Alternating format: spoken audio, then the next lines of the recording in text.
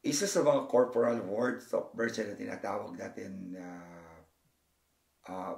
sinabi ng Panginoon, nung ako ba ay namatay, ikaw ba ay nakipaglibing, o tinatawag natin buried the dead.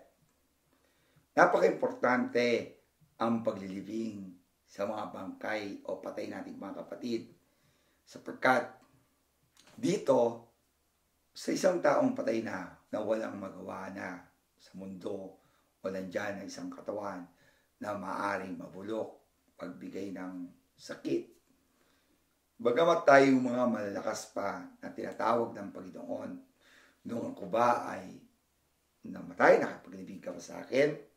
So marami pong literally na tinutulungan tayo na sinasabi ng Panginoon, lalong-lalo na sa mga namatay, ay tulungan po natin, tumulong tayo, kung ano po ba ito babahagi natin. Maaari tayo magpadala ng konting pagkain, tinapay, kape, o bulaklak, to console the family na namatayan. O kaya, umatin tayo sa funeral, to console the family also.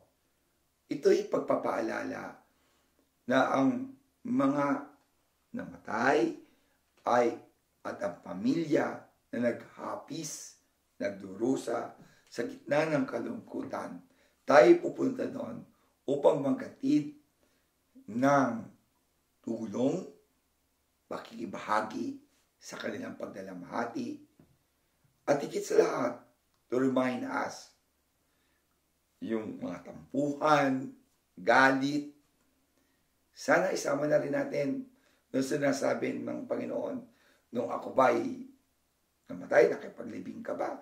Isama na natin sa libing yung mga tampuhan ng pamilya, tampuhan ng magkakaibigan, tampuhan, galit, lahat po yan. Sapagkat tuwing tayo magagalit, sabi ko nga para tayo namamatay. So sana makita natin, isa sa mga corporal of mercy, ilibing natin ang mga galit, sama ng loob, at higit sa lahat, do act of mercy to the other person.